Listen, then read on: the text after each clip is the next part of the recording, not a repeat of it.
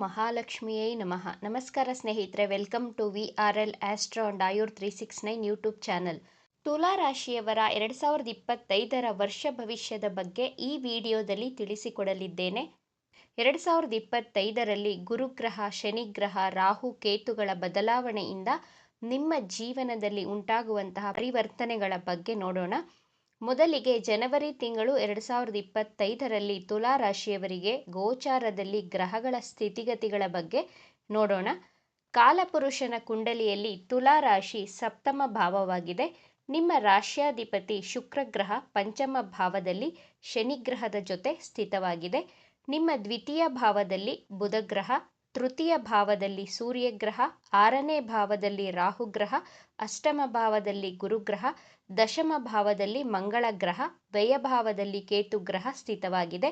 ಮೊದಲಿಗೆ ತುಲಾ ರಾಶಿಯವರಿಗೆ ಗುರುಗ್ರಹ 2025ರಲ್ಲಿ ಯಾವ ರೀತಿಯ ಶುಭ ಹಾಗೂ ಅಶುಭ ಫಲಗಳನ್ನು ನೀಡಲಿದ್ದಾರೆ ಎಂದು ನೋಡೋಣ. ಗುರುಗ್ರಹ ಮೇ 15, 2025ರವರೆಗೂ ನಿಮ್ಮ ಅಷ್ಟಮ ಭಾವದಲ್ಲಿಯೇ ಸ್ಥಿತವಾಗಿರುತ್ತದೆ. ಮೇ ತಿಂಗಳಲ್ಲಿ ನವಮ ಭಾವಕ್ಕೆ ಪ್ರವೇಶಿಸಲಿದೆ. ಗುರುಗ್ರಹ ನಿಮ್ಮ ತೃತೀಯ ಹಾಗೂ 6ನೇ ಭಾವದ ಅಧಿಪತಿಯಾಗಿ ಅಷ್ಟಮ ಭಾವದಲ್ಲಿ ಸ್ಥಿತವಾಗಿರುತ್ತದೆ. ಮೇ 15ರವರೆಗೂ ನಿಮ್ಮ ಆರೋಗ್ಯದಲ್ಲಿ ಬಹಳ ಎಚ್ಚರಿಕೆಯನ್ನು ವಹಿಸಿ. ಲಿವರ್ ರಿಲೇಟೆಡ್ ಇಶ್ಯೂಸ್ ಆಗ್ಬೋದು, ಡೈಜೆಷನ್ ಪ್ರಾಬ್ಲಮ್, ಫ್ಯಾಟ್ ರಿಲೇಟೆಡ್ ತೊಂದರೆಗಳನ್ನು ಅನುಭವಿಸಬೇಕಾಗುತ್ತದೆ. ಆದ್ದರಿಂದ ಆರೋಗ್ಯಕರ ಆಹಾರವನ್ನು ಸೇವಿಸುವುದರ ಮೂಲಕ, ಉತ್ತಮ ನಿದ್ದೆ, ಉತ್ತಮ ವ್ಯಾಯಾಮ ಮಾಡುವುದರ ಮೂಲಕ ನಿಮ್ಮ ಆರೋಗ್ಯವನ್ನು ಸುಸ್ಥಿತಿಯಲ್ಲಿಟ್ಟುಕೊಳ್ಳಬಹುದು. ಜ್ಞಾನಕಾರಕ ಗುರುಗ್ರಹ ಅಷ್ಟಮ ಭಾವದಲ್ಲಿರುವುದರಿಂದ ನಿಮಗೆ ಮ್ಯಾನೇಜ್ಮೆಂಟ್ ಸ್ಕಿಲ್ಸ್ಗಳ ಕೊರತೆಯನ್ನು ಕೊಡುತ್ತಾರೆ. ಮೇ 15ರ ನಂತರ ನಿಮ್ಮ ಮ್ಯಾನೇಜ್ಮೆಂಟ್ ಸ್ಕಿಲ್ಸ್ಗಳಲ್ಲಿ ಇಂಪ್ರೂವ್ಮೆಂಟನ್ನು ಕೊಡುತ್ತಾರೆ. ನೀವು ಯಾವುದೇ ಮೇಜರ್ ಡಿಸಿಷನ್ಗಳನ್ನು ತೆಗೆದುಕೊಳ್ಳಬೇಕು ಅಂದುಕೊಂಡರೆ ಮೇ ತಿಂಗಳ ನಂತರ ಪ್ಲಾನ್ ಮಾಡಿ. ಆದರೆ ಅಷ್ಟಮದ ಗುರು ನಿಮ್ಮ ದ್ವಿತೀಯ ಭಾವವನ್ನು ದೃಷ್ಟಿಸುತ್ತಿರುವುದರಿಂದ ನಿಮ್ಮ ಬ್ಯಾಂಕ್ ಬ್ಯಾಲೆನ್ಸಲ್ಲಿ ಇನ್ಕ್ರೀಸ್ ಆಗುತ್ತದೆ. 2025 ಗುರುಗ್ರಹದ ಅನುಗ್ರಹದಿಂದ ತುಲಾ ರಾಶಿಯವರಿಗೆ ಜಾಕ್ಪಾಟ್ ವರ್ಷ ಎಂದೇ ಕರೆಯಬಹುದು. ಮೇ ತಿಂಗಳವರೆಗೂ ಅನಾವಶ್ಯಕ ಆರ್ಗ್ಯುಮೆಂಟ್ ಆಗುವಂತಹ ಚಾನ್ಸಸ್ಗಳು ಇದೆ. ನಿಮ್ಮ ವರ್ಕಿಂಗ್ ಪ್ಲೇಸಲ್ಲೇ ಆಗಬಹುದು ಅಥವಾ ನಿಮ್ಮ ರಿಲೇಷನ್ಶಿಪ್ ವಿಚಾರದಲ್ಲಿಯೇ ಆಗಲಿ, ಬಹಳ ಎಚ್ಚರಿಕೆಯನ್ನು ವಹಿಸಿ. 6ನೇ ಭಾವದ ಅಧಿಪತಿ 8ನೇ ಭಾವದಲ್ಲಿ ಸ್ಥಿತವಾಗಿರುವುದರಿಂದ ಇದನ್ನು ವಿಪರೀತ ರಾಜಯೋಗ ಎಂದು ಕರೆಯಬಹುದು. ಈ ವಿಪರೀತ ರಾಜಯೋಗ ನಿಮ್ಮನ್ನು ವಿಪರೀತ ಕಷ್ಟದ ಪರಿಸ್ಥಿತಿಯಿಂದ ಪಾರು ಮಾಡುವಂತಹ ವರ್ಷವಾಗಿದೆ. ನೀವು ಕೋರ್ಟ್ ಕೇಸ್ಗಳಲ್ಲಿ ಸಿಲುಕಿದ್ದರೆ ಗುರುಗ್ರಹ ನಿಮಗೆ ವಿಜಯವನ್ನು ಕೊಡಿಸುತ್ತಾರೆ. ಮೇ 15, 2025 ಗುರುಗ್ರಹ ನಿಮ್ಮ ಅಷ್ಟಮ ಭಾವದಿಂದ ನವಮ ಭಾವಕ್ಕೆ ಪ್ರವೇಶಿಸಲಿದೆ. ನವಮ ಸ್ಥಾನವನ್ನು ಲಕ್ಷ್ಮೀ ಸ್ಥಾನ, ತ್ರಿಕೋಣ ಸ್ಥಾನ ಎಂದೇ ಕರೆಯಲಾಗುತ್ತದೆ. ನಿಮ್ಮ ಅದೃಷ್ಟ ನಿಮ್ಮ ಕೈ ಹಿಡಿಯುವಂತಹ ವರ್ಷವಾಗಿದೆ. ನವಮ ಭಾವದ ಗುರುವಿನ ದೃಷ್ಟಿ ನಿಮ್ಮ ಪಂಚಮ ಭಾವದ ಮೇಲೆ ಬೀಳುತ್ತಿರುವುದರಿಂದ ತುಲಾ ರಾಶಿಯವರಿಗೆ ಮೇ ತಿಂಗಳ ನಂತರ ಸಂತಾನ ಯೋಗವಿದೆ. ಮದುವೆಯಾಗಿ ಮಕ್ಕಳ ನಿರೀಕ್ಷೆಯಲ್ಲಿರುವಂತಹ ತುಲಾ ರಾಶಿಯವರಿಗೆ ಸಂತಾನ ಯೋಗವನ್ನು ತೋರಿಸ್ತಾ ಇದೆ. ನಿಮ್ಮ ಆರೋಗ್ಯದಲ್ಲಿ ಚೇತರಿಕೆಯನ್ನು ಕಾಣುತ್ತೀರಾ. ಅನಾರೋಗ್ಯದಿಂದ ನರಳುತ್ತಿರುವವರಿಗೆ ಒಳ್ಳೆ ರೀತಿಯ ಟ್ರೀಟ್ಮೆಂಟ್ ಸಿಗುತ್ತದೆ. ನಿಮ್ಮ ಹಾಗೂ ನಿಮ್ಮ ತಂದೆಯ ಜೊತೆ ಇರುವಂತಹ ಪ್ರೀತಿ, ವಿಶ್ವಾಸ, ಬಾಂಧವ್ಯ ಹೆಚ್ಚಾಗಲಿದೆ. ನಿಮ್ಮ ತಂದೆಯ ಸಪೋರ್ಟ್ ನಿಮಗೆ ಸಂಪೂರ್ಣವಾಗಿ ಸಿಗಲಿದೆ. ತುಲಾ ರಾಶಿಯ ವಿದ್ಯಾರ್ಥಿಗಳು ಉನ್ನತ ವ್ಯಾಸಂಗ ಮಾಡುವಂತಹ ಯೋಗವಿದೆ. ತುಲಾ ರಾಶಿಯ ವಿದ್ಯಾರ್ಥಿಗಳಿಗೆ ಉನ್ನತ ವ್ಯಾಸಂಗ ಮಾಡುವಂತಹ ಯೋಗವಿದೆ.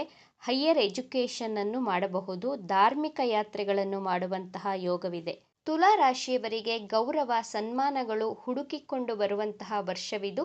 ಎರಡನೆಯದಾಗಿ ಶನಿಗ್ರಹದ ಪರಿವರ್ತನೆಯಿಂದ 2025ರಲ್ಲಿ ತುಲಾ ರಾಶಿಯವರಿಗೆ ಯಾವ ಯಾವ ಕ್ಷೇತ್ರಗಳಲ್ಲಿ ಪರಿವರ್ತನೆಯನ್ನು ಕೊಡಲಿದ್ದಾರೆ ಅಂತ ನೋಡೋಣ. ಶನಿಗ್ರಹ ನಿಮ್ಮ ಪಂಚಮ ಸ್ಥಾನದಲ್ಲಿ ಸ್ಥಿತವಾಗಿದೆ. 2025 ಮಾರ್ಚ್ 30ಕ್ಕೆ ಪಂಚಮ ಸ್ಥಾನದಿಂದ 6ನೆಯ ಸ್ಥಾನಕ್ಕೆ ಪ್ರವೇಶಿಸಲಿದೆ. ಈ 2.5 ವರ್ಷದಲ್ಲಿ ನಿಮಗೆ ಹೊಸ ಪ್ರೀತಿ ಆಗಿರಬಹುದು. ಇಲ್ಲದಿದ್ದರೆ ಮಾರ್ಚ್ 30ರವರೆಗೂ ನಿಮ್ಮ ಲೈಫಲ್ಲಿ ಹೊಸ ವ್ಯಕ್ತಿಗಳು ಬರುವಂತಹ ಸಾಧ್ಯತೆಗಳಿವೆ. ಮಾರ್ಚ್ ತಿಂಗಳ ನಂತರ ನಿಮ್ಮ ಪ್ರೀತಿ ಪ್ರೇಮದ ವಿಚಾರದಲ್ಲಿ ವೈಮನಸ್ಸುಗಳು ಬರಬಹುದು. ಅನುಮಾನಗಳು ಉಂಟಾಗುವಂತಹ ಸಾಧ್ಯತೆಗಳು ಹೆಚ್ಚಾಗಿ ತೋರಿಸ್ತಾ ಇದೆ. ನಿಮ್ಮ ಪ್ರೀತಿಯ ಜೀವನದಲ್ಲಿ ಸ್ವಲ್ಪ ಡಿಸ್ಟರ್ಬೆನ್ಸ್ಗಳು ಬಂದೇ ಬರುತ್ತವೆ. ಆದರೆ ನಿಮ್ಮ ಸಾಲಗಳು, ರೋಗಗಳು ಕ್ಲಿಯರ್ ಆಗುತ್ತದೆ ಹಾಗೂ ಶತ್ರುಗಳ ವಿರುದ್ಧ ಜಯವನ್ನು ಗಳಿಸುತ್ತೀರಾ. ನಿಮ್ಮ ಶತ್ರುಗಳು ನಿಮ್ಮಿಂದ ದೂರ ಆಗುವಂತಹ ವರ್ಷವಿದು. ಮಾರ್ಚ್ 30ರ ನಂತರ ನೀವು ಬ್ಯಾಂಕ್ನಿಂದ ಲೋನ್ಗಳನ್ನು ತೆಗೆದುಕೊಳ್ಳುವಂತಹ ಯೋಗ ತೋರಿಸ್ತಾ ಇದೆ. ನಿಮಗೆ ಈಸಿಯಾಗಿ ಲೋನ್ ಸಿಗುತ್ತದೆ. ನೀವು ಯಾವುದಾದರೂ ಬ್ಯಾಂಕ್ಗೆ ಅಪ್ಲೈ ಮಾಡಿದ್ರೆ ಲೋನಿಗಾಗಿ ನಿಮಗೆ ಬಹಳ ಈಸಿಯಾಗಿ ಬಹಳ ಬೇಗ ಲೋನ್ ಸಿಗುವಂತಹ ಸಾಧ್ಯತೆಗಳು ಹೆಚ್ಚಾಗಿ ತೋರಿಸ್ತಾ ಇದೆ. ವಿದೇಶ ಯಾತ್ರೆ ಮಾಡುವಂತಹ ಯೋಗವಿದೆ. ಶನಿ ಗ್ರಹ ನಿಮಗೆ ಡೀಪ್ ನಾಲೆಡ್ಜನ್ನು ಕೊಡುತ್ತಾರೆ. ತುಲಾ ರಾಶಿಯವರಿಗೆ 2025ರಲ್ಲಿ ಜಾಬ್ ಹಾಗೂ ಬಿಸ್ನೆಸ್ಸಲ್ಲಿ ಅತಿ ಹೆಚ್ಚು ಧನಲಾಭವಾಗುವುದರಿಂದ ನಿಮ್ಮನ್ನು ನೋಡಿ ಹೊಟ್ಟೆ ಕಿಚ್ಚು ಪಡುವವರ ಸಂಖ್ಯೆಯೂ ಹೆಚ್ಚಾಗುತ್ತದೆ. ತುಲಾ ರಾಶಿಯವರಿಗೆ 2025ರಲ್ಲಿ ರಾಹು ಕೇತು ಗ್ರಹಗಳ ಬದಲಾವಣೆ ಯಾವ ರೀತಿಯ ಪ್ರಭಾವವನ್ನು ಬೀರಲಿದೆ ಅಂತ ನೋಡೋಣ. ರಾಹು ಗ್ರಹ 6ನೇ ಭಾವದಲ್ಲಿ, ಕೇತು ಗ್ರಹ 12ನೇ ಭಾವದಲ್ಲಿ ಮೇ 18ರವರೆಗೂ ಸ್ಥಿತವಾಗಿರುತ್ತದೆ. ಮೇ ತಿಂಗಳಲ್ಲಿ ರಾಹು ಪಂಚಮ ಭಾವಕ್ಕೆ, ಕೇತು ಲಾಭಸ್ಥಾನಕ್ಕೆ ಪ್ರವೇಶಿಸಲಿದೆ. ಮೇ 18ರವರೆಗೂ ರಾಹು ಗ್ರಹ ನಿಮ್ಮ 6ನೇ ಭಾವದಲ್ಲಿ ಸ್ಥಿತವಾಗಿದ್ದು ನಿಮಗೆ ಚತುರ ಬುದ್ಧಿ, ಸ್ಮಾರ್ಟ್ನೆಸ್, ಟೆಕ್ನಿಕಲ್ ನಾಲೆಡ್ಜನ್ನು ಕೊಡುತ್ತದೆ. ರಾಹು ಗ್ರಹ 3, 6, 11ನೇ ಭಾವದಲ್ಲಿ ಶುಭ ಫಲಗಳನ್ನೇ ಕೊಡುತ್ತದೆ. ಉದ್ಯೋಗದ ನಿರೀಕ್ಷೆಯಲ್ಲಿರುವವರಿಗೆ ಮೇ ತಿಂಗಳ ಒಳಗೆ ಉದ್ಯೋಗ ಸಿಗುವಂತಹ ಸಾಧ್ಯತೆಗಳಿವೆ. ನಿಮ್ಮ ಡಿಪ್ರೆಷನ್, ಟೆನ್ಷನ್, ಆಂಗ್ಸೈಟಿ ಎಲ್ಲವೂ ಕಡಿಮೆಯಾಗುತ್ತಾ ಬರುತ್ತದೆ. ಕೇತು 12ನೇ ಭಾವದಲ್ಲಿ ಸ್ಥಿತವಾಗಿರುವುದರಿಂದ ನಿಮ್ಮಲ್ಲಿ ಆಧ್ಯಾತ್ಮಿಕ ಸೆಳೆತ ಹೆಚ್ಚಾಗಿರುತ್ತದೆ. ತುಂಬ ಸ್ಪಿರಿಚುಯಲ್ ಆಗಿ ಇರ್ತೀರಾ. ಧಾರ್ಮಿಕ ಯಾತ್ರೆಗಳನ್ನು ಮಾಡುವಂತಹ ಯೋಗವಿದೆ. ರಾಹು ಗ್ರಹ ಮೇ 18ರಂದು ಪಂಚಮ ಭಾವಕ್ಕೆ ಪ್ರವೇಶಿಸಿದಾಗ ನಿಮ್ಮ ಪ್ರೀತಿ ಪ್ರೇಮದಲ್ಲಿ ಮಿಸ್ಅಂಡರ್ಸ್ಟ್ಯಾಂಡಿಂಗ್ಸ್ ಬರಬಹುದು. ಪಂಚಮದ ರಾಹು ನಿಮ್ಮ ಆರೋಗ್ಯದಲ್ಲಿ ತೊಂದರೆಗಳನ್ನು ಕೊಡುತ್ತಾರೆ. ಡೈಜೆಷನ್ ಸಮಸ್ಯೆಗಳನ್ನು ಕೊಡುತ್ತಾರೆ.